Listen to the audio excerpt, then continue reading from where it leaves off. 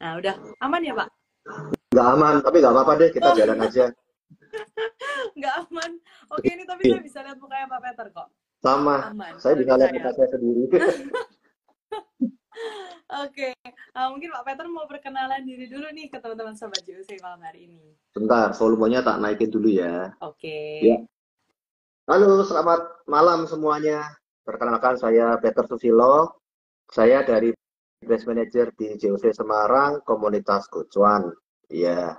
Nah, ini saya sama-sama Selin di sini. Gimana Selin? Oke. Nah, mungkin bisa share nih Pak lokasinya. Siapa tahu ada yang di Semarang teman-teman bisa visit nih. Oh iya, alamat JOC Semarang itu di Jalan Imam Bonjol, nomor 180 J. Wah, Pas ya, sama siap. J sama JOC-nya. Udah siap nih buat di visit sama teman-teman. Ini ada komen dari Kak Vicky Sites. Di saya aman dua-duanya terlihat. Oke, terima kasih. Nah, Ya. malam hari ini kan kita mau ngomong nih, gimana nasib IHSG Pak setelah The Fed pangkas suku bunga. Tadi saya baru buka Eh, live-nya, udah ada yang nanya, gimana nasibnya Kak gitu. nasibnya baik-baik saja. Oh, begitu Yang, Pak. Berarti sudah selesai nih live-nya. ya, yang Gimana, penting, gimana? yang penting kalau saya pribadi sih kitanya dulu lah harus jaga kesehatan ya. Apapun lah kondisi kita, ekonomi kita bagaimana, kita harus tetap jaga kesehatan. Itu paling utama sih. Oke. Nah, Ini ada komen dari Kak Arisantoko. Kapan-kapan saya main ke kantor ya, Pak. Gitu. siap. Oke, oke. Gimana, gimana nih, Pak? Jadi, biasanya kalau The Fed lagi pangkas suku bunga gini, Hmm. faktor-faktor apa yang biasanya mempengaruhi responnya IHSG? Oh ya, pasti cukup banyak ya. Pasti kita mulai dari lihat dari modal aliran modal asing itu sangat sangat kelihatan. Jadi ibaratnya kan suku bunga kan dipangkas ya. Kalau suku bunga dipangkas itu efeknya buat terutama untuk domestik, untuk importer gitu ya, pedagang-pedagang, terutama kan saya juga pedagang. Jadi ya pasti lebih seneng kalau misalnya dipangkas, ngefek semuanya, Selin. Oh, Ya. oke. Kemudian untuk sektor perbankan sendiri juga rame gitu, rame sekali. Nah, apalagi lihat dari sektor properti, sektor properti lebih rame lagi. Banyak Hmm. aturan-aturan pemerintah yang wah menyenangkan di properti sudah suku bunganya turun, propertinya oke ya, jadi kelihatan lebih rame lah properti. Kemudian pasti juga dongkrak untuk konsumsi domestik ya, Selin. Nilai tukar rupiah pun juga menguat, gitu Selin. Hmm. Hmm. Oke, Banyak faktornya. oke. Jadi banyak faktornya, Pak, ya, berbagai macam.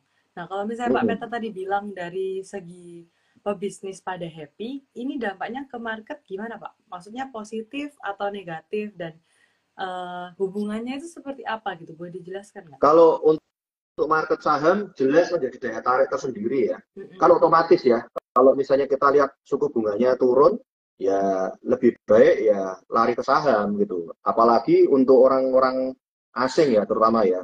Lah The Fed-nya Amerika turun, daripada masukin ke bank ya pasti lebih enak ke invest ke saham gitu. Karena apa nih, Pak? Ya, ya lebih menarik kan. Otomatis apalagi kalau ngomong Amerika ya. Amerika itu kalau sampai menurunkan suku bunga ya, itu mereka larinya biasanya ke negara-negara berkembang, Selin. Oke. Pada ngucur semua tuh dananya deras banget tuh. Misalnya kita lihat aja kayak kemarin itu BRI aja kita lihat yang biasanya cuma berapa ratus miliar, ini bisa sampai T loh, udahan.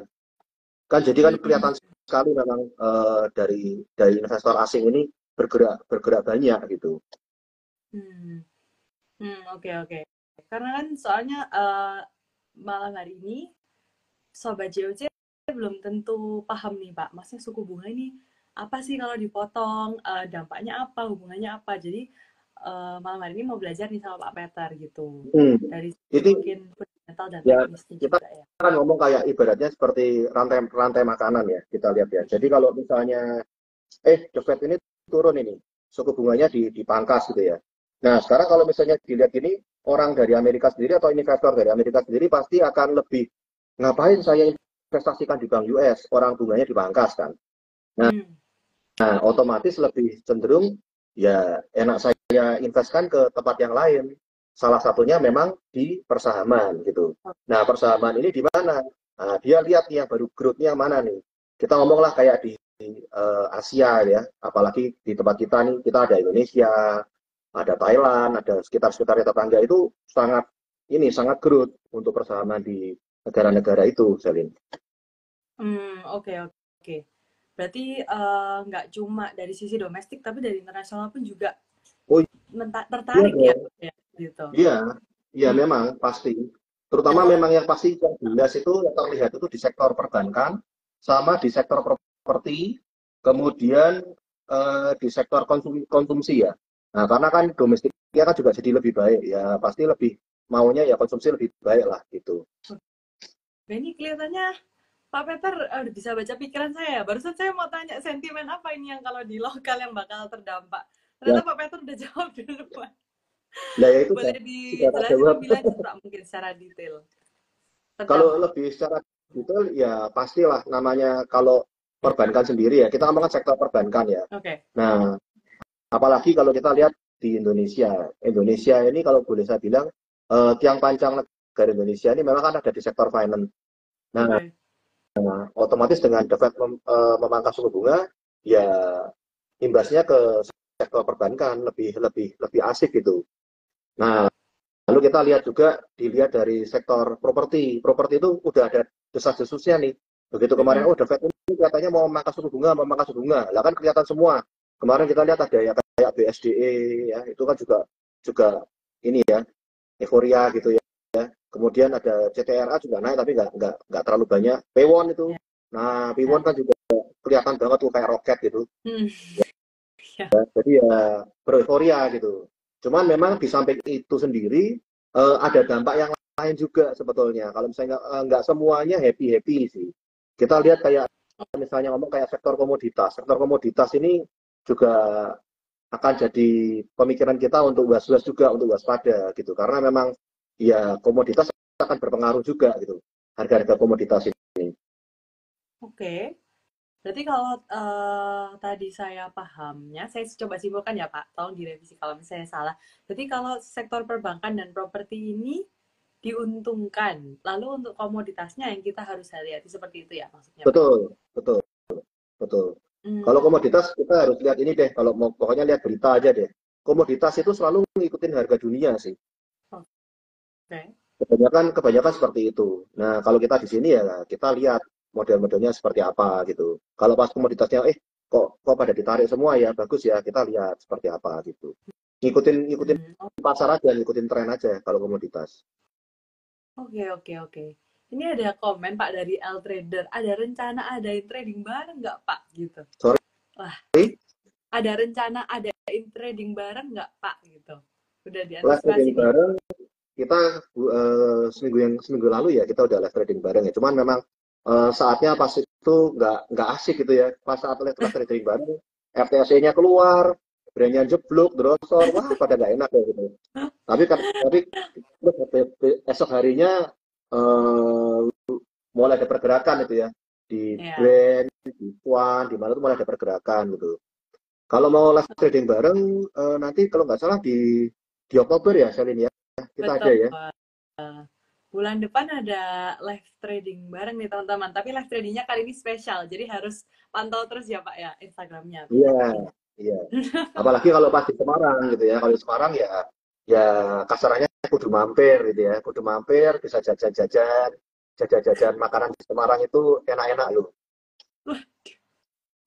Ini ada apa namanya undangan cuannya dapat, undangan makanannya juga dapat. Iya, Harus biasanya main nih kalau teman-teman. kalau orang-orang dari luar kota kalau ke Semarang itu biasanya bukan makanan yang kayak di restoran-restoran gitu, malah lebih ke arah ke apa ya, boleh dibilang kayak warungan gitu malah lebih asik gitu di Semarang. Ya Pak, ini rasanya hadal kalau masalah kuliner harus harus mampir ke JUC Gocuan Semarang ini. Iya, Siap, Pet. gitu. Nah, Deket ini kok, saya kenapa Pak? deket. Jalan Imam Bonjol itu gampang ditemukan. Oke, ya saya lihat di jalan raya ya Pak ya. Iya, Nah, pusat Pak, kota ini gitu. saya ada penasaran nih tadi yang Pak Peter ngomong. Kalau misalnya The Fed lagi pangkas suku bunga seperti ini, biasanya investor atau trader-trader Indonesia ini cenderung responnya lebih optimis atau lebih malah justru hati-hati nih? Oh, kalau ya seharusnya kalau lihat cenderung kayak gini ya kita selalu optimis ya. Kan kita kan kaum oportunis, jadi ya gimana ya? Kalau saya sih mau kondisi mau ya kita bahas sekarang ya lebih khusus Ya, ya. Kalau kalau kita ya. ngomong kalau saat ini, kalau saya sih ngomong pasti kita harus optimis ya, terutama untuk jangka pendek. Untuk jangka pendek dengan The Fed memangkas suku bunga ini, kita lihat aliran modal asingnya aja udah ngucur, ya kita pasti optimis gitu. Kita langsung lihat sektor perbankan bagaimana gitu. Langsung utama kita lihat sektor perbankan dulu. Kan memang kelihatan kan, bayangin aja BCA aja sekarang contoh lah seperti tadi. BCA itu turun sampai di 10.500-an tadi ya kalau nggak salah ya BCA ya. Nah, itu saya juga sempat beli tadi BCA. Nah, terus tahu-tahu begitu mau tutupan loh, kok tutupannya kok 10.775 itu. Ya udahlah, tak Iya, lepas dulu. Malah dikasih nasib baik. Dapatnya 850. iya 10.850 terakhir ya. langsung diangkat. Jadi ya memang kayak gini selalu saya pantau untuk sektor perbankan gitu ya. Lalu Hmm. kemudian kita lihat dari ini apa namanya rendahnya pinjaman kan otomatis kan karena dapat turun berarti kan bunganya rendah ya. Kita untuk pinjaman ya properti bisa dilihatin gitu, Salin. Jadi properti retail gitu kita bisa kan mereka pasti bergerak. Oh bunganya murah kok. Ya kita liatin sektor itu gitu. Hmm. Oke, buat teman-teman sekalian, nah ini kan mungkin kalau Pak Peter, saya suka nih karena mindsetnya oportunis gitu. Jadi keadaan market sebagaimanapun tetap cari opportunity. Tapi mungkin ada teman-teman yang eh, belum terbiasa buat melihat opportunity di pasar. Jadi boleh komen di bawah kalau misalnya ada kebingungan atau concern atau kekhawatiran seperti apa nih Pak? Makanya saya nggak bisa masuk. Jadi mau ditanya-tanya di kolom komentar, boleh silakan tanya di kolom komentar Ini ya saya teman-teman. boleh kasih saran kalian. Kalau Ya. seandainya memang teman-teman memang belum biasa ya, kalau memang belum biasa itu ya wajar, pasti artinya deg-degan gitu ya. Nah, Hmm. kalau deg-degan, ya kalau saya saran sih risk manajemennya itu harus diketatin Oh, ya. oke. Okay. Kalau misalnya nih ibaratnya kita ngomong kayak kayak nyetir mobil. Nyetir mobil tuh kalau saya diajarin sama ayah saya dulu ya, Ya. itu eh, Pet, kamu kalau misalnya mau nyalip mobil itu, kalau misalnya kamu yakin, salipen gitu. Tapi kalau misalnya kamu ragu-ragu, jangan sekali-sekali kamu nyalip. Nah, Oke. Okay. ini sama juga. Jadi kalau lihat kita kondisi kondisi pasar nih, hatinya ini kok tidak enak ya, kok berdebar-debar ya, jangan dipaksa. Kalau perlu itu jempolnya diperban. Oh. Ya kan nutul lewat lewat lewat ini lewat apa namanya lewat smartphone itu kan Ya. modelnya kan gatel nutul aja lah. Kalau misalnya kayak gitu lebih baik diperban dulu. Atau kalau enggak jalan-jalan itu misalnya pas IHSG pas merah enggak enak, suasana hati enggak enak, jalan-jalan ke mall. Kalau enggak apa namanya nyiumin anak gitu ya. Pergi sama anak, makan, traktir sama istri, lebih lebih happy kalau menurut saya Selin. Hmm. Jadi Oke. Okay. kalau istilahnya dulu saya pernah belajar ada istilah yang namanya tuh don't push your luck. Oke. Okay. Jadi jangan paksa kondisi apabila memang kita nih, mau namanya baru meriang kok dipaksa untuk olahraga gitu ya, jangan gitu. Contohnya seperti itu. Hmm. Hmm. Oke. Okay. Tapi kalau begitu, nah tapi gini, kondisi yang seperti itu pun juga kita kadang kita ngomong lah ya, meriang nih ya, ini kita meriang nih. Oke. Tahu-tahu kalau misalnya saya pas saya posisinya di pabrik baru rame gitu ya, ramenya bukan rame ceritanya ada susah nagih utang bukan ya. Rame terus tahu-tahu saya dapat order gitu ya, dapat order yang ceritanya ngomong bombastis tuh, kelihatan lewat gitu. Itu meriangnya langsung hilang, Kelin. Langsung sembuh. Oke. Nah, jadi maksud saya adalah kita tetap perlu nyantai oke, hold oke, tapi kita tetap perlu juga lihat kanan kiri gitu. Begitu misalnya ada kesempatan, contoh nih ya, seperti kayak kemarin, brand itu kan kita kan tahu tuh, jeblok delosor gitu ya, brand ya. Nah, tiba-tiba, loh, kok tahu-tahu kok bangkit gitu. Dan kemudian, loh, kok volumenya kok naik? Loh, kok bener-bener pada waktu jam-jam tertentu tuh bener-bener kelihatan sekali dia naik itu. Nah, ya Hmm. udah saya ikuti. Kalau diikuti Yang saya kaget kayak kemarin aja brand itu 3T kalau tidak salah ya. Benar nggak ya 3T? Coba saya cek ya brand ya. Iya, boleh Pak. Brand itu kemarin itu brand tidak seperti hari ini ya. Brand itu kemarin itu 3T betul. 3T.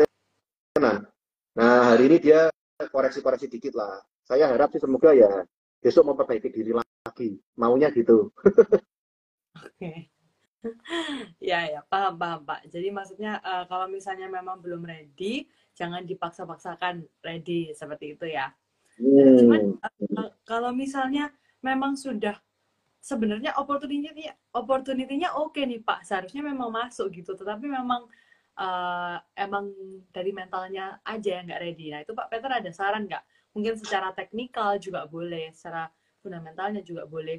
Itu kapan sih di fase yang lagi pada naik-naik semua tinggi ini, kita tetap bisa lihat opportunity untuk masuk gitu. Boleh di-share mungkin Pak? Tadi saya udah terangkan yang jelas itu kita harus tahu akan resiko manajemen. Betul. Kalau saya ajarin ke teman-teman ya, yang di sini tuh saya ajarin begini. Kita tuh harus siap akan ini saya juga belajar dari guru saya juga nih, ya. Guru saya itu mengajarkan kita itu harus siap akan adanya uang makan siang. Tidak Iya. ada namanya suatu perdagangan, dagang dimanapun yang tidak ada resikonya. Semua itu ada resikonya. Nah, jadi yang satu resiko manajemen, kita harus bisa membagi money manajemen kita ini dengan benar. Kalau kondisinya seperti kayak begini, maka porsinya berapa persen yang saya harus masukin? Kira-kira berapa persen? Jangan dipaksa. Kemudian kalau misalnya kita masuk, kita sudah harus siap akan uang makan siang kita ini siap berapa gitu. Itu sih kalau menurut saya. Boleh di-share nggak Pak pembagiannya? Kalau pembagiannya Pak Peter itu seperti apa? Kayak berapa persen? Nah, Yang jadi mana? Yang mana? ini persis kayak uang dagang. Oh iya, satu lagi yang paling penting ini. Ini paling penting. Kalau Oh, misalnya kita berdagang, kalau saya pribadi loh ya, ini saya itu nyamannya ya pakai uang dingin. ya, Bisa betul. mana mungkin pakai uang dingin. Oke. Kalau misalnya kita ngomong pakai pinjaman gitu ya, kemudian pakai kredit, apalagi pakai pinjol, pakai KTA, aduh lebih baik saya saran kok jangan. Itu bikin jantungnya cepet copot. Oke. Jadi ya lebih baik jangan. Itu nggak sejahtera kalau saya. Jadi kiranya sekarang saya mampunya segini, ya nggak apa-apa. Jadi kalau teman-teman di sini lihat kita nih polanya kita latihan dan kita menuju konsep yang saya udah tahu ke sana, jangan lihat value-nya, lihat persentasenya dulu Oke. ya. Tapi kalau pasti sudah mahir itu dalam arti saya sendiri tidak mengatakan bahwa saya ini mahir, karena kita ini harus belajar sampai tua, Selin. Ya, Ya, oke. belajarnya sampai tua, bekerjanya jangan sampai tua. Itu yang paling penting. Mantap tuh Pak. Belajarnya sampai tua, tapi bekerjanya jangan sampai tua. Iya, Hmm. itu memang kita harus lakukan itu. Jadi kalau memang mau lihat seperti apa, lihatlah di saham gitu. Apalagi teman-teman kan, apalagi ada yang pedagang, ada yang pengusaha, ada yang karyawan ya. Apalagi kita juga tahu bahwa nanti ada sistem Cortex, pajak Cortex yang akan dilakukan. Itu teman-teman bisa pelajari lebih lanjut apa itu pajak Cortex. Nah, bagaimana kita menyikapi di Cortex yang seharusnya kalau melihat seperti ini, ya harusnya persahaman juga akan makin ramai. Kalau menurut saya kok begitu ya. Hmm. Oke. Berarti boleh di-share nggak Pak? Yang tadi untuk pembagian persenannya itu rasionya yang sehat seperti apa sih gitu? Berapa persen sebaiknya untuk apa? Berapa persen untuk apa Nah, gitu? oke, yang pertama kan tadi kita udah siapin uang makan siang dulu ya. Nah, untuk pembagiannya itu macam-macam. Kita persis kayak orang dagang, kalau menurut saya. Kalau orang dagang itu bisa jadi misalnya kita ngomong pakai 1, 2, 3, 4. Iya. Loh Pak, 1, 2, 3, 4 itu seperti apa? Ya masukin dulu 10%. Nanti untuk level tertentu bisa dimasukin 20%. Untuk level tertentu lagi bisa 30%. Sampai 40% saya stop. Nah, dari kumpulan itu ceritanya kita menyediakan uang makan siang saya siap berapa. Itu boleh, ya. Lalu Boleh. ada juga teman-teman saya yang lain itu ada yang modelnya 2, 3, 2, 3, 3, 2 itu juga ada. Seneng sih sekalian sebetulnya namanya kita dagang itu kan polanya kan nggak mungkin sama karena tiap orang itu unik Iya. ya. Saya udah kasih tahu bahwa memang tiap orang itu unik, jadi ya sesuaikan sama pola kita masing-masing. Lalu kita siap untuk memberikan uang makan siang kita itu berapa. Artinya uang makan siang itu kita sanggup cut loss-nya itu berapa. Karena sekali lagi, semuanya itu berhubungan sama trading plan. Ya, nah trading plan ini berhubungan sama yang namanya tuh greedy. Oh, Greedy itu gridnya kita ya. keserakahan. Iya. Kadang-kala misalnya trading plan ya, ngomong lah, misalnya ngomong, hari ini, pokoknya saya dengan saham ini, saya mau untungnya 3% aja tak tebas gitu. Tapi pada saat 3%, nggak ditebas-tebas. Nah, jadi itu ceritanya kalau misalnya pas teman-teman lihat itu, kalau mengikuti IG saya di JOC.Gocuan itu saya juga ada pantunya di situ. Dia sendiri deh, saya jarang ngomong sekarang. Jadi Oh, ada, sekalian Pak sudah di-mention, ini berarti harus diomongkan. nah, nggak anget, harus lihat di JOC.Gocuannya Oke, IG. Jadi kan oke, siap, biar siap, siap. biar Harus biar cek ngerti gitu. Instagramnya. Siap, siap, Iya, siap. ya. Oke. Jadi bisa teman-teman itu kita punya JOC.Gocuan, nah bisa diikuti di situ, bisa lihat. Ya. Nah, jadi Oke. saya jawab ya. Jadi memang pola pembagian itu bisa bermacam-macam. Mau 1, 2, 3, 4, mau 2, 3, 3, 2, ya, mau 2, 2, 3, 3, silahkan. Masing-masing punya kebijakan masing-masing. Nah, kalau saya sendiri pakai yang mana? Saya ini tergantung. Saya ini suka ada saham tertentu yang memang saya pakai 2, 2, 3, 3. Saya ada. Ada juga yang saya pakai langsung, kita polanya langsung 3. Nah, langsung berikutnya lagi 10. Ada juga yang misalnya 1, 2, 3, 4. Biasanya kalau 1, 2, 3, 4 ini pola saham yang saya ini sama apa sih gitu. Terus kemudian saya lihat likuiditasnya berapa sih. Apalagi kalau misalnya porsinya saya masuk cukup besar ya. Nah, saya harus bagi. Benar-benar saya harus bagi. Saya lihat kalau nggak yakin ya saya lebih baik porsinya saya tekan gitu loh, Selin. Oke. Mm-mm. Oke. Berarti kalau 2, 2, 3, 3 itu maksudnya 20%, 20%, 30%, 30% gitu ya, Pak? Betul, Oh, betul. oke. Berarti kalau misalnya sahamnya masih PDKT nih, kita belum benar-benar kenal, pakai yang Pak Peter biasanya pakai yang 1, 2, 3, 4 Iya, gitu ya, karena harus sambil pantau. Nah, istilahnya kalau kalau misalnya yang 2, 2, 3, 3 ini, Pak Peter biasanya aplikasikan ke saham yang seperti apa, Pak? ya yang saya suka, contohnya kita ngomong lah, misalnya ngomong kemarin deh, misalnya pas saya lihat di Harum gitu ya. Iya. Harum Energi saya lihat, wah ini langganan saya nih untuk kasih oke gitu ya, kasih Oke. kasih cuan ya, kasih cuan. Nah itu saya levelnya beberapa level saya udah langsung ceritanya ngomong Hatta, saya tawar langsung. Saya Oke. tawar di sini, tawar sini, tawar sini, tawar sini gitu. Nanti kita lihat kalau misalnya pas makan siang gitu ya, portonya saya lihat, oh yang ini kena, yang ini kena. Ya udah, tadi saya tinggal tunggu mau akhir sesi, saya liatin. Kalau pas sempet ya, kadang misalnya pas saya kerja gitu kan, modelnya wah kok nggak sempet ya. Kalau nggak sempet ya pas kayak gini jam 7 makan siang bareng sama istri gitu ya. Anak-anak juga sudah ada yang sekolah di luar, jadi ya ceritanya sama istri saya bahas. Istri saya sendiri juga trading soalnya, Selin. Oh, oke. Wah, keluarga ini mendarah Jadi daging. ya bukan mendarah Oke. daging sih, memang kita harus melek finansial sih. Kalau Hmm, nggak melek betul. finansial terus mau gimana gitu ya. Maksud saya mendarah daging itu diturunkan, Pak. Secara Oh intensional. ya, Diajarkan seperti itu. ya kalau saya Enggak. harus, kalau saya kalau saya ya memang saya harus untuk anak-anak saya sendiri pun harus tahu. Entah mau di saham, entah di dunia investasi yang lain, memang mereka harus tahu. Kalau misalnya nggak tahu lah, masa cuma mau main HP tok, ya repot toh. Ya. Ini ada yang komen. Bener Pak, brand seru kemarin sampai saya lupa makan sarapan gitu Wah, katanya Jod, dari KL jangan lupa Trader. sarapan. Tapi ngomong-ngomong juga sama, saya juga lupa sarapan, Pak. Saking asiknya nih marketnya. Iya, Nah, ini oh sampai saya takut kok sampai lidahnya sampai kecokot-cokot. Wah, lu kok kayak gini? Mau nutul cepet-cepetan itu kan. ada Gitu keasikan ya. tersendiri apa yang dialami trader nih kayak waduh ini kemana ini gitu. Nah, ini ada Hmm. pertanyaan Pak dari Hmm. Steven Sanjaya. Iya, Saya pin ya. Yang upside-nya masih menarik apa ya Pak? Soalnya rata-rata sudah pada naik tinggi seperti bank. Terima kasih. yang upside-nya masih menarik. Lah, gini. Menarik atau tidak menariknya ini tinggal gini, Pak. Saya ngomong nih, misalnya ngomong saya, ini menarik loh. Tapi kalau sekarang saya ngomong sama Pak Sanjaya, Pak, kalau sekarang menarik, tapi kira-kira cuannya nohun, Pak. Tertarik nggak, Pak Sanjaya? Kalau saya tertarik, Pak. Tapi belum tentu orang lain tertarik. Nah, itu. Jadi kita lihat yang upside-nya masih menarik, gitu ya. Kita lihat ya, yang upside-nya masih menarik.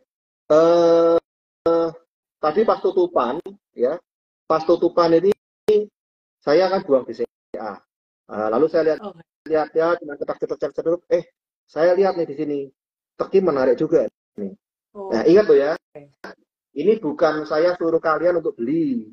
Jadi kalau misalnya saya ngomong, Tekim menarik nih, Anda lihat dulu chartnya seperti apa. Technical, karena saya orang technical kan. Jadi saya lihat, oh, saya udah tahu kok Tekim seperti apa, Ciwi Kimia, perusahaannya kertas, likuiditas di atas 8 bio, udah pasti.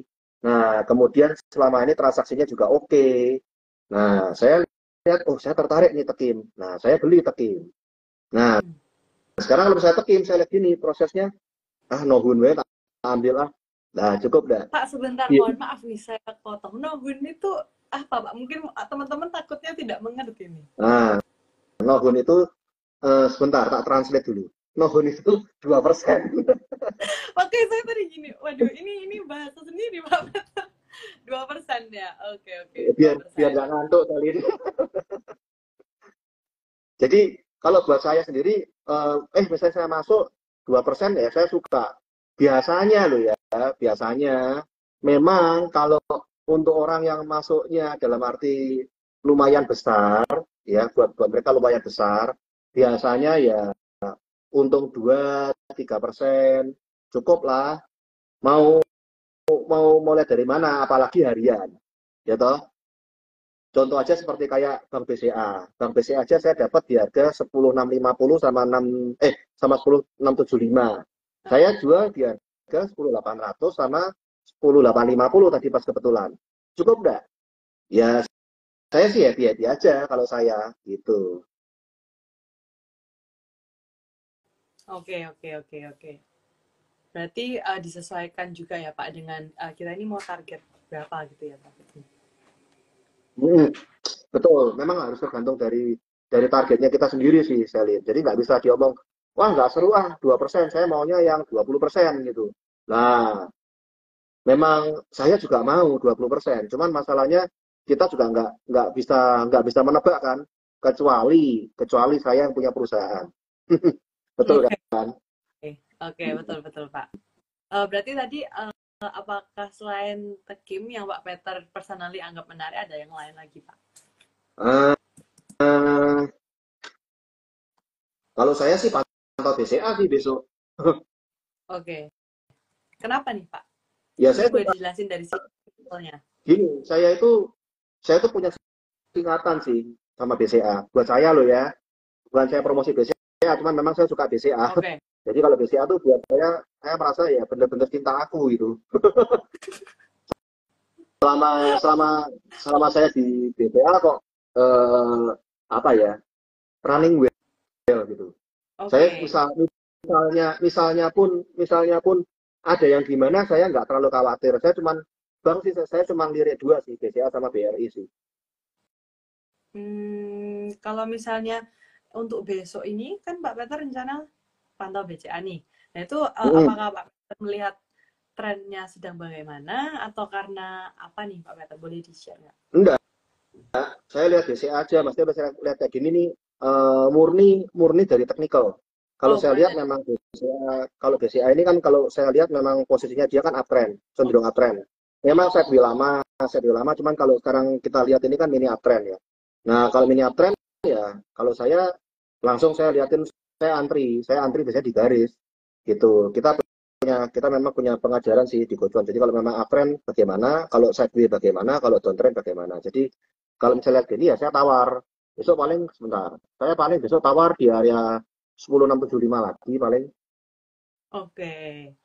Oke, berarti itu dia yang menarik dari Pak Peter. Kemungkinan bisa dipantau nih teman-teman, bisa dianalisa dulu Tekim dan juga BPCA. Nah, ini Mm-mm. ada pertanyaan dari Kak Agung Ceh nih, Pak Peter. Kalau kita entry 40 banding 60, saat Iya. 40 mantul tapi turun lagi, baiknya kita cut dulu ya, Pak. Oke. begini Pak Gun, Pak Gung ya, Pak Gung. Oke. Kalau Ya, Pak Gu. misalnya kita entry 40, ya, yang 60-nya berarti kan nggak masuk kan Pak. Nah, mantul tapi turun lagi. Mantul itu dalam arti berarti naik ya, artinya ya. Mantul tapi turun lagi. Nah, turun laginya ini kan kita ngomong 60 itu kan kita udah tahu kita di support mana yang kita mau masuk. Selama itu memang kita punya trading plan ya, kalau saya akan ikutin trading plan saya di mana. Nah, kalau yang 40 turun laginya ini posisinya bagaimana Pak? Kita lihat dari candle sebelumnya. Kalau saya ya, kalau saya pribadi begini. Kita lihat candle sebelumnya. Selama candle sebelumnya itu low-nya berapa, yang candle saat ini tidak turun dari low candle kemarin, saya tahan Pak. Saya biasanya begitu sih. Nah, kalau misalnya saya lihat loh, nah kok candlenya ini kok enggak oke ya, terus dia turun jeblok ke bawah dari low candle kemarin, biasanya sih saya sih cut loss dulu kalau saya. Hmm, Itu. oke. Ada lagi Pak saran untuk Pak Guncek? Kalau saran semuanya ikutin dengan apa trading plan kita kok. Jadi kalau menurut saya sih jangan terlalu ikut-ikutan teman. Karena ikut-ikutan teman itu eh, ya tidak semuanya baik-baik saja. Maunya teman maksudnya baik tapi tidak kebenaran, ya kan repot. Hmm, hmm. Disesuaikan juga dengan trading plan masing-masing gitu ya Pak ya. Iya, nah itu pun saya juga pengalaman dulu sebelum bisa ngomong kayak gini pun, makanya kan saya tidak pernah ada ngomong bahwa tuku iki gitu, iki apik gini-gini nih. Ya, maksudnya gini, ya beliau ini gitu, ini bagus gitu. Nah, kalau pas bagus, ucapannya terima kasih. Kalau pas udah bagus, dionek-onek gitu sekali. Nah kan saya kan nggak enak di hati ya, maksudnya lu. Kalau misalnya pas nggak bagus, lah kamu kok melok, lah bukan aku yang mencet, kamu yang mencet dewek kok, kan gitu kan. Nah, jadi memang model-model kayak begini ya, saya kenal bagus itu buat saya. Nah, buat teman-teman yang lain itu istilahnya gini, jangan asal oh kata Pak Peter bagus langsung ditutul, jangan. Even termasuk teman baik sekalipun jangan. Kenapa? Karena ini uang kalian itu. Nah, kalau uang kalian ya berarti Anda harus bertanggung jawab terhadap uang kalian sendiri, Setuju Pak. Hmm. ya. Gitu.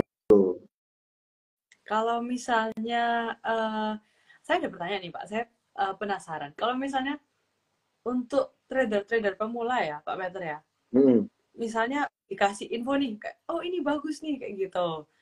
Cuman kita sendiri itu analisanya belum mumpuni Pak gitu, belum cukup. Jadi kita nggak tahu nih cara ngefilter ulangnya lagi gimana. Kok rasanya soalnya dia menjelaskan sudah cukup gitu. Itu kan banyak kasusnya seperti itu Pak. Kalau Pak Peter punya saran gimana nih buat menanggapi Gini, itu? kalau trader pemula itu ini juga lucu sih. Trader pemula itu maunya itu pokoknya aku kudu cuan. Oke. Lah, itu cialat kan. Oke. Nah, Terus itu benar-benar cialat. Maksudnya itu begini loh. Kalau trader kita mau jadi seorang trader ya. Kalau saya boleh anjurkan investasi dulu lah. Karena hmm, pada basically semua orang itu bisa investasi, tapi tidak semua orang bisa jadi trader. oke. Paham ya? Contoh Ya. misalnya ngomong nih. Kalau misalnya orang misalnya memerlukan kerja yang di lapangan yang sehari-harinya memang sibuk di lapangan, otomatis dia nggak mungkin jadi seorang trader. Karena seorang trader itu memerlukan konsen khusus yang istilahnya jam memerlukan jam terbang tepatnya. Dia harus investasi dulu. Nah, kalau untuk investasi dulu, carilah posisi investasi perusahaan-perusahaan yang nyaman di hati. Yang istilahnya, oh bila ini sedang misalnya kita ngomong, oh saya masuknya ini di harga sekian, terus tiba-tiba emitennya ini turun, tidak membuat kita ini galau atau membuat kita ini teratapan. Udah biarin aja gitu. Toh nanti juga namanya candle itu cuma ada dua teman-teman. Kalau udah naik ya turun, ya toh. Hmm, Nah ya. kalau misalnya pas turun seperti apa, kita sudah tahu perusahaan kita ini sudah benar. Ya udah kita tunggu aja. Nah saham-saham mana yang kira-kiranya misalnya ngomong untuk investasi Kalau saya ya begini paling gampang ya ngomong deh saham yang boleh membuat kita ini nyaman di hati ya. Contohnya Bank BRI. Nah, seperti itu contohnya. Loh Pak, cuma Bank BRI toh? Iya, nggak apa-apa. Untuk invest kan? Nah, invest ya ke Bank BRI dulu. Contohnya seperti itu. Oke. Terus kalau misalnya beralih ke tradingnya dari investasi? Nah, biasanya begini. Kalau dari investasinya ternyata udah oke ya satu-satu. Nah, sambil investasi, sambil cari ilmu, belajar. Ada orang baru trader pemula. Arti OHLC aja nggak tahu. Sorry, Pak, apa? Arti OHLC aja nggak tahu. Oke. Nah, seperti kayak gitu, apa itu OHLC? Dipelajari OHLC dari yang simple dulu lah. Oh, cara bacanya OHLC itu ini. Apabila candle merah, kok bisa merah ya? Kenapa? Nah, itu belajar. Kok bisa hijau ya? Kenapa? Bacanya gimana? Artinya bagaimana? Kita belajar dulu dari hal-hal yang paling kecil. Nah, setelah itu, barulah kita belajar yang lain-lainnya. Banyak, kita ngomong kalau namanya di technical tuh, kita lihat candle, terus pengetahuan tren, terus kemudian ada indikator-indikator yang lain yang dipakai, kemudian ada apa ya, hal-hal yang perlu kita pelajari, misalnya ngomong ini apa sih volume, apa sih transaksi, apa sih sekarang misalnya likuiditasnya apa sih. Nah, itu kita perlu pelajari hal-hal yang memang dasar yang memang kita perlu tahu. Nah, yang lainnya tinggal ngikutin sih Selin. Tinggal dipraktekkan ya Pak ya, dan belajar di marketnya langsung. Nah, Setelah itu ada yang ngomong tuh. Ada yang ngomong Pak Freddy itu. Dari awal niat trading, nyangkut jadi invest ya, ketawa itu. Nyangkut jadi invest. Nah, memang nih. ya memang betul Pak. Memang saya dulu juga memang mengalami hal itu. Nggak dipungkiri kok memang begitu. Tapi dari pemikiran saya, setuju nggak Pak kalau saya ngomong, trading itu pasti rugi loh. Ayo, setuju nggak? Teman-teman di sini setuju nggak? Saya setuju nggak? Saya katakan trading itu pasti rugi. Maksudnya ada saatnya pasti rugi, seperti itu? Bukan. Trading itu pasti rugi. Loh. Bukan ada saatnya. Trading itu pasti rugi. Kok bisa? Kok Ayo. bisa? Kaget toh? Kaget. Kaget kok bisa Pak? Kaget ya? Iya. Saya bilang trading itu pasti rugi. Kenapa?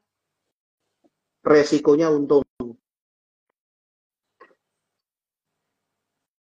Oke. Maksudnya gimana tuh Pak? Nah, coba. Ini saya, ini ada yang ngomong setuju, ada yang ngomong tidak setuju. Saya yang orang awam ini masih bingung ini, Pak. Nah, saya bisa bilang begini. Trading itu pasti rugi.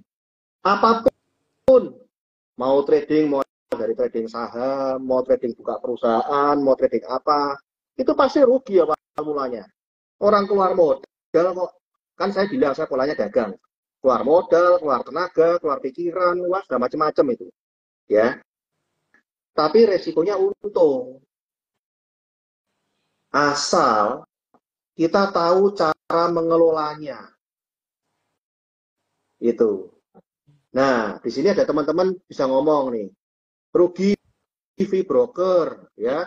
Rugi fee apa, ya. Ini teman-teman.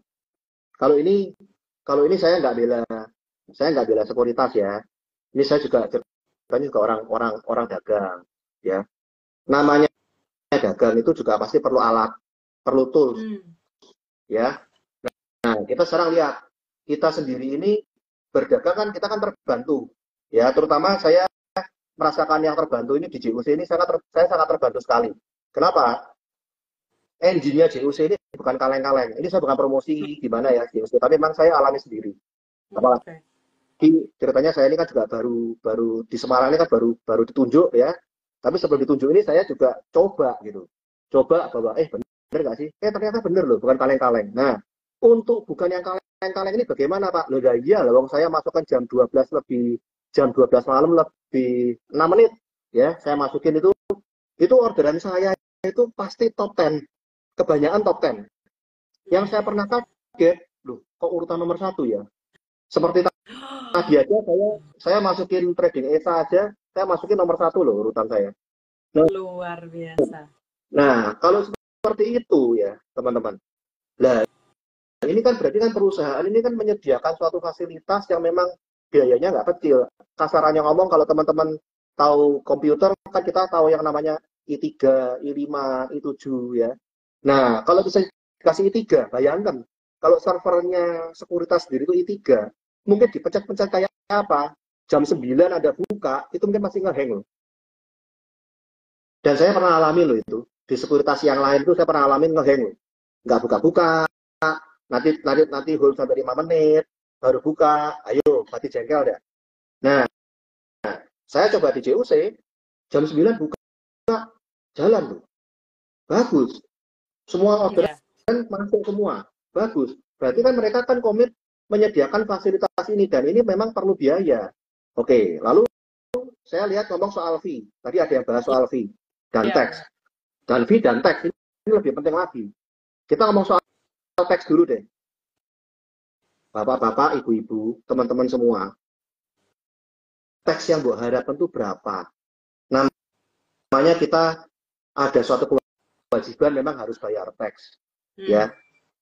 Kita kan bukan teks yang progresif. Tapi teks yang kita bayarkan tuh 0,1 loh, teman-teman. Mau cari di mana? Nah, saya lihat itu saya udah jawab. Ya. UMKM pun dibatasin. 0,5 ada umurnya. Oke? Nah, lalu kemudian kita lihat lagi soal fee. Fee, kita ngomong mau perang-perangan mau sampai berapa? Kita ngomong fee beli sama fee jual deh. Saya lihat di JOC, oke kok. Wajar. Mahal ya nggak mahal, murah ya nggak murah.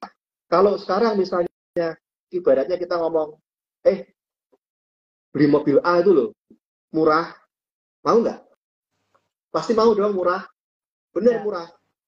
Tapi nek rusak, hubungi customer service-nya aja, tatitut, mau nggak? Nah, coba teman-teman buktikan di JUC. Itu kalau misalnya kita butuh customer service, ini saya ngalami sendiri, makanya saya bisa cerita. Oke. JUC punya virtual customer service loh, teman-teman. Itu apa enggak? Membantu kita. Langsung dimasukkan, ya, ada apa? Ini loh, punya saya error, gini-gini nih. Oh ya, sebentar ya Pak, saya masukkan ke room ini. Oh gini ya? Tapi selesai masalahnya, cepat. Jadi memang saya lihat ini, wah ini yang saya mau, ini memang cepat. Kemudian, saya juga memang karena pas saya ada di Semarang, di Mambonjol, ada orang yang buka akun di JUC. Buka pagi, kalau tidak sore jadi, besoknya jadi. Selama tidak ada kendala loh ya. Tidak ada kendala. Misalnya ngomong KTP-nya namanya Solen, nama Solen itu namanya lain, atau nama ibu kandungnya salah ngisi. Nah, bahkan ini rumornya, saya dengar-dengar, saya nggak tahu tapi saya dengar-dengar, bakalan JUC ini akan update juga, lebih cepat lagi. Betul nggak, Selin? Iya. Rumor-rumornya sih seperti itu, Nah, Pak. Perlu iya, ini ada yang komen, Pak. Cocok buat scalpers yang butuh speed. Iya benar, betul tuh. Sangat didukung sama JUC. Ada memang kita akuin. JUC the best gitu. Kita akuin. Jadi kalau misalnya mau ngomong seperti ini, mau yang seperti apa gitu. Sedangkan kita lihat di luar, kalau buat saya ada kok yang mau beli 0,18 ya dijalani, mau 0,2 ya dijalani, kan nggak mungkin lebih dari itu, gitu. Jadi kalau menurut saya dari JOC 0,15 fair enough lah, oke lah gitu. Kita nih kalau saya pedagang, saya itu pakai 3C, Selin. Ya. Tahu 3C? Gimana itu? Nah, kalau pedagang itu kita pakai 3C unsurnya. Ya. Cuan, cengli, cincai lah. Oh. Iya toh. Cuan, cengli, cincai lah. Iyalah. Coba di-translate Pak Peter perlu di-translate. Ya, cuan itu berarti kan kita kan namanya dagang tuh ya, kita pasti mengharapkan suatu keuntungan, ya kan? Kalau namanya cengli itu ya selama misalnya wajar, apalagi udah servisnya sudah baik ya, sudah baik gini, oke lah, cengli lah, is okay, ini harganya harga wajar. Cincai itu dalam arti begini, namanya kita dalam suatu perdagangan itu pasti tidak semuanya tuh smooth terus. Pasti ada gerejil-gerejilnya itu pasti. orang kita naik mobil aja pasti jalanan nggak selalu mulus kan. Nah, Ya. selama masih bisa ditolerir, cincai lah, gitu loh. Oke. Ya, tapi saya setuju sih Pak Peter. Soalnya Pak Peter kan selalu bilang kayak dagang, kayak gitu kan. Nawar nih, kalau di market kan kita kayak jual beli seperti itu. Sedangkan kan kalau Hmm, misalnya kita dagang pun kita juga pasti perlu modal, perlu alatnya dulu gitu kan. Perlu betul. beli alat yang bisa memudahkan kita lah untuk menghasilkan lebih lagi kayak gitu. Nah, berarti tadi maksudnya Pak Peter pasti rugi itu bukan malah rugi untuk ke toolsnya yang memang perlu untuk trading, tapi maksudnya rugi itu maksudnya ya kita pasti keluar modal dulu dong untuk diputar seperti itu ya Pak ya. Iya Oh, dong. Pasti oke. pasti rugi itu dalam arti memang karena kita mengeluarkan effort dulu. Oke. Nah, Lalu kalau sampai gini ya, jadi orang itu ini sorry ngomong ya, sorry ya. Ini saya nggak nyepatani ya, nggak nyepatin orang. Saya ngomong juga apa adanya. Kalau namanya kita dagang yang sama loh ya, ya, dalam hal yang sama. Satu kali gagal wajar, dua kali gagal wajar. Masa kita nggak mau belajar? Kegagalan kita itu karena apa? Pasti kita belajar dong. oke. Nah, kalau sampai 10 kali gagal dengan hal yang posisinya dengan hal yang sama, tak rasa pikir diri masing-masing deh. Maksud saya ya. Kesalahan kesalahan itu ada di siapa gitu. Karena saya dari pengalaman belajar, saya nyaman sekali di dunia saham. Nyaman sekali. Di samping saya juga bekerja di tempat lain ya. Saya belajar apa namanya? Saya ada healthcare, saya ada pabrik ekspor ya. Kenapa saya melakukan itu? Gampang kok. Karena memang supaya kita ini bersosialisasi, happy gitu. Jadi kalau misalnya cuman satu tok gitu ya, masa bayangkan tiap hari makanya foto terus kan ya tidak rame kan. Oke. Berarti Gitu. Pak Peter tadi resikonya cuan ini seperti apa Pak? Kalau bisa Resiko dijelaskan. cuan ini gini, kalau resikonya untung, oke gini ya, kita belajar, lalu kita mengalami kegagalan, tapi kita Oke. mau belajar sampai memang mengerti, oh iya ya, memang karena prosesnya begini, kalau begini ya, belajar pola, ya, belajar polanya seperti apa, karena setiap saham ini ibaratnya gini, teman-teman harus mengerti bahwa saham ini adalah perusahaan, ya, bukan bukan mainan. Makanya kalau saya kasih tahu di IG saya, kita ini bukan main saham teman-teman, kita ini berdagang saham. Iya. Nah, kalau kita memang berdagang saham, maka mindset kita juga berdagang. Jadi bukan main-main. Ya udah dong, Hmm. kita liatin seperti apa. Nah, selama jurus yang kita lakukan, ternyata kok kayak gini oke ya. Contoh misalnya, saya untung 2%-an, untung 1%-an oke ya. Ya sudah, nyaman gitu. Tapi kalau misalnya posisinya ternyata, saya mau coba belajar yang lain, ternyata nggak cocok, ya jangan dipakai. Kita cari suatu pola yang sama kita ini nyaman gitu, comfort. Yang sehingga sampai akhirnya pola kita betul, konsep kita betul, ya. Nah, lalu kita meraih keuntungan itu, resikonya keuntungan. Jadi Hmm. kalau istilah dari saya itu 3M, Selin. Mind, mindset, and method. Itu kita harus pegang. Mind, mindset, dan method. Oke, mind, mindset, dan method. Berarti Iya, fondasinya dari pemikiran harus benar dulu, terus itu di-follow dengan kita isi mindset dengan yang benar, lalu metodenya juga harus tepat gitu iya, ya Pak. Nah, ini betul sekali. ada pertanyaan dari Kak Adat tentang jual beli juga nih Pak. Ini apakah akan ada bantingan dan prank di IHSG menjelang dan sesaat setelah Fed cut rate? Nah, kalau misalnya ada, ini pertanyaan tambahan dari saya nih Pak. Kalau misalnya ada atau nggak ada, atau apa yang harus diantisipasi, kita sebagai trader yang bisa diantisipasi apa? Yang bisa disiap-siapkan seperti itu. Oke, begini Pak Ada. Apakah akan ada bantingan dan prank di IHSG? Jujur, ya Pak, saya hanya bisa jawab, hanya Tuhan yang tahu. Ini saya jawab secara sejujurnya dalam hati saya. Kenapa? Karena IHSG sendiri pengertiannya adalah indeks harga saham gabungan, Pak. Memang ada faktor-faktor emiten-emiten tertentu pendongkrak dari IHSG. Betul. Nah, emitennya sendiri, pendongkraknya ini ceritanya mau di-prank atau tidak, itu saya nggak tahu, Pak. Dan tidak ada seorang pun yang tahu, kecuali yang punya. Kan perusahaan, Pak. Nah, lalu bagaimana? Ya, ingat, kembali ke kita harus punya trading plan yang betul. Trading plan yang betul itu, menurut guru saya, mengajarkan kepada saya adalah, kita ini harus mampu mengantisipasi, bukan memprediksi. Ya, jadi trading plan itu tujuannya adalah anticipate, not predict. Nah, jadi kalau misalnya udah seperti ini, apa yang harus saya lakukan?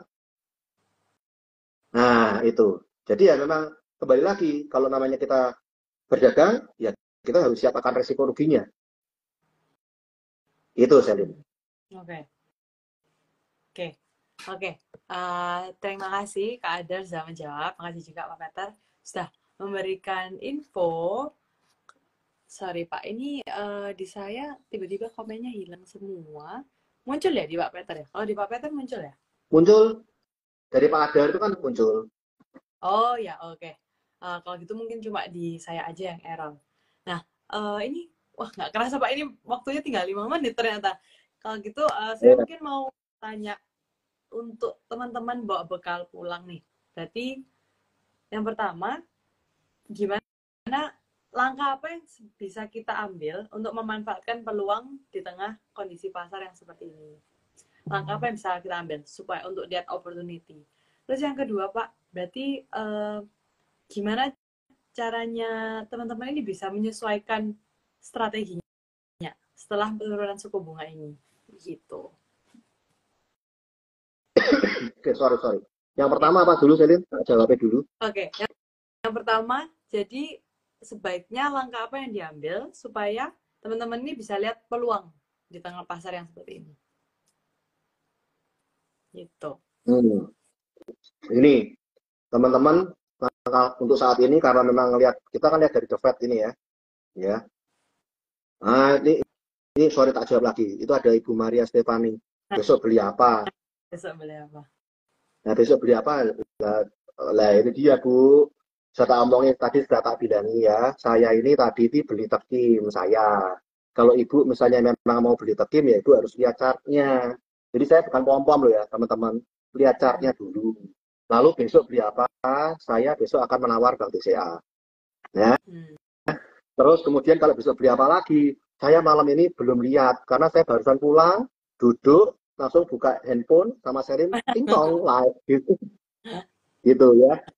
Nah, jadi langkah-langkah apa yang sebaiknya diambil oleh investor ya? Betul ya, Selin ya? Untuk bisa memanfaatkan peluangnya, bisa lihat peluangnya. Nah, yang pertama, kalau menurut saya diversifikasi, itu penting. Diversifikasi, oke. Diversifikasi portfolio ya. Jadi, don't put your egg in one basket. Dalam arti gini, kita lihat nih, sektor yang menarik apa nih? Perbankan, properti, consumer. Nah, kita lihat ini, saham-saham mana yang kira-kira menarik gitu. Oke, lalu kemudian yang kedua, kita harus bisa yang tadi saya ngomong risk management. Kita harus siapkan risk management kita, trading plan kita harus menyiapkan berapa uang makan siang yang kita sanggup untuk relakan gitu. Oke, yang kedua risk management. Yang ketiga ada nggak nih Pak? Ada. Oh, berarti dua itu tadi. Dua. Itu lebih baik kan, lebih simpel ya. Jadi kan kita kan lihat langkah-langkah diversifikasi itu kita bisa lihat dari sektor-sektor tadi ya. Saya ulangi tadi ada sektor-sektor strategi utamanya seperti apa untuk menghadapi pasar, sektor keuangan, sektor properti, consumer ya. Terus kemudian kayak komoditas ya, komoditas sendiri itu juga harus dilihat harga komoditas dunia itu seperti apa. Kemudian apalagi ya, sebentar, tadi ada pemikiran Oh, perbankan itu juga lagi. ini sektor infrastruktur juga perlu dilihat. Oh, ini dilihat dalam segi baiknya atau was-was nih, Pak? Baik, baik. Sektor infrastruktur baik. Otomatis kan karena memang The Fed memangkas suku bunga, infrastruktur pasti akan lebih marak untuk dibenahi gitu. Oke, berarti kalau misalnya bisa disimpulkan, boleh share terakhir sektor apa aja yang diuntungkan dan sektor apa aja yang kita perlu was-was nih Pak untuk Sobat Sektor JC. perbankan, Oke, kemudian sektor properti ya, kemudian sektor infrastruktur ya. Memang itu kan otomatis karena bunganya turun ya, berarti utang pemerintah juga turun. Nah, dia akan lebih bisa apa? Lebih apa tuh namanya? Lebih bergairah lebih lah ceritanya kuat. ya, gitu. Kemudian sektor konsumsi itu juga bisa diperhatikan kan, karena orang-orang juga otomatis cenderung lebih oke ya, lebih untuk menggairahkan sektor konsumsi ini. Nah, yang memang untuk menjadi waspada, kita lebih ke arah komoditi. Komoditi ini Oke, kalau saya lihat kok apa ya penuh penuh dengan tekanan-tekanan sih komoditi ini. Jadi kita perlu perlu perhatiin. selain komoditi, kalau misalnya energi, apa juga perlu diperhatiin Pak? Energi. Oh iya, tentu. Tentu kan memang saling sangkut paut ya. Komoditi sama energi itu saling sangkut paut. Apalagi nih ya, kita lihat di rumornya teman-teman. Di mancanegara ini politiknya juga nggak baik-baik saja, teman-teman. Belum perang juga nggak selesai-selesai. Nah, ini kita harus siap, teman-teman. Eh, ya kita berdoa aja lah ya. Imbasnya aja sampai kalau The Fed menurunkan suku bunga, yang seneng itu importer. Ya, domestik seneng. Seperti saya dapat cekot. Ini contoh kan, otomatis kan dari 16.500 sekarang turun 15 ribuan, cekot-cekot. Tapi ya cekot-cekot pun ya tidak apa-apa lah, pijet-pijet dikit, senyum, ditanggapi dengan senang hati, syukur lah, selalu bersyukur, pokoknya nggak sakit, gitu ya. Terus kemudian karena perang, otomatis krisis energi yang tadi saya tanyakan itu menjadi salah satu faktor harus diperhatikan. Krisis energi ini sangat sangat sangat pengaruh gitu, Dalin. Itu. Jadi ya komoditi, energi, apalagi ya. Saya kira itu ya yang perlu diperhatikan ya, Dalin ya. Oke, oke. Buat teman-teman yang tadi kelewatan, kita tadi lagi bahas sektor yang kemungkinan diuntungkan dengan The Fed mangkas suku bunga, yaitu ada dari sektor perbankan, dari properti, dari infrastruktur juga. Lalu kalau misalnya mungkin kita perlu was-was, itu bisa dari sektor komoditas dan juga sektor energi. Gitu ya, Pak Tapi Peter ya. gini Dalin, yang pasti gini, ini yang perlu teman-teman pegang ya. Kalau The Fed nurunin suku bunga, itu saya bilang kebanyakan pasti loh ya. Sektor ini nih pasti shoot gitu kebanyakan. Selalu kuat. Sektor Oke, sektor finance sama sektor properti. oke. Financial Itu property. cenderungnya sudah pasti ke sana gitu. Oke, sektor finance dan properti ya Pak ya. Iya. Kita perlu lihat lagi nih, kita tetap tetap kita perlu analisa sendiri teman-teman, kita perlu perhatikan. Oke. Nah, namun Uh, namun waspada bahwa kondisi geopolitik ya di luar pun kan juga kondisinya juga masih kurang enak ya. Masa pandemi pun juga sudah lewat, tapi bau-baunya itu getaran-getarannya itu kan masih terasa sampai saat ini. Pembenahan ekonominya kan juga nggak smooth seperti yang diharapkan juga. Kita tahu lah seperti apa. Nah, lalu kayak perang ini pada orang negara-negara itu pada semau-maunya sendiri itu juga pada perang dewi-dewi itu kan juga pasti merusak rantai makanan kan. Nah, ini yang perlu kita waspadai ya, tapi bukan berarti kita harus sampai khawatir sampai gimana ya, enggak, waspadai. Jadi antisipasi. Intinya itu dari. oke, oke Pak Peter. Terima kasih. Ini sangat insightful ini Pak Peter, suka baca berita nih. Harus ya Pak ya kalau misalnya mau lihat market. Nah, untuk Loh, sebelum ini kita juice you itu up pengen yang ngobrol ini memang selain selain baca berita ya memang karena kumpul sama teman-teman, jadi memang ya sama teman-teman ngobrol-ngobrol tahu sini tahu sana, lihat berita gitu ya, jadi ya lebih lebih tahu lah, makanya saya kasih informasi ke teman-teman ini berdasarkan apa yang saya alami gitu, saya cerita gitu. Oke, thank you Pak Peter. Insight-nya banyak sekali malam hari ini. Sebelum saya akhiri Pak, Just Up malam hari ini, mungkin Pak Peter mau kasih pepatah-pepatah terakhir Pak. Sebelum saya akhiri, atau sudah cukup nih Pak? Pepatah-pepatah ya. Jangan terakhir nih Pak. Nah, nextnya berikut nanti tak kasih wejangan. Kalau sekarang memang belum. Oh ya, saya kasih wejangan deh, nggak apa-apa deh. Saya kasih wejangan yang memang saya lakukan ini memang setiap harinya sih. Jadi apapun yang kita lakukan teman-teman di sini kita harus punya kemarin kerjaan juga saya utarakan, tapi ini saya utarakan kembali nggak apa-apa, saya ingatkan kembali bahwa kita ini mau pemula, mau nggak pemula, mau udah senior, tetap saya ingatkan bahwa 3 hal ini perlu kita lakukan berulang-ulang. Yang pertama, kita menjadi seseorang, kita harus mau untuk rendah hati belajar. Ya, pertama itu kita harus mau rendah hati belajar. Tanpa ini, mau apapun nggak bakal masuk. Ya, kita harus mau rendah hati belajar. Yang kedua, setelah rendah hati belajar, kita harus mau tulus hati melakukan. Lakukan aja gitu. Tulus hati memang mau melakukan, oh ya memang saya mau belajar, saya mau memperoleh apa, saya mau memperoleh cuan, tulus aja jalan.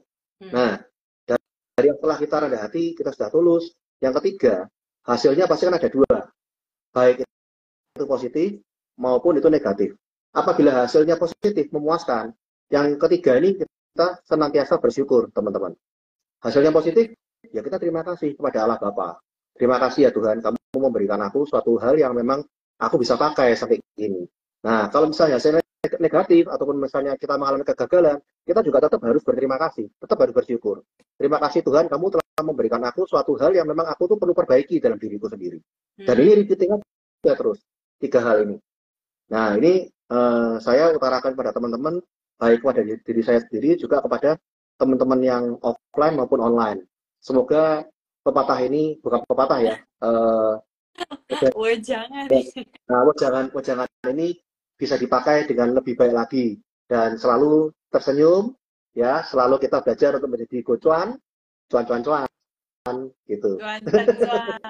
Oke, let's gocan bersama Gocan. Oke, terima kasih banyak Pak Peter waktunya malam hari ini. Buat teman-teman yang join, ulangi lagi terakhir nih, rendah hati untuk belajar, tulus untuk belajar, dan bersyukur apapun hasilnya. Thank you juga teman-teman yang sudah join malam hari ini. Terima kasih Pak Peter. Terima kasih ya. Selalu. Terima kasih ya semua. Terima kasih. Inspirasi teman-teman. Thank you Pak Peter. Malam.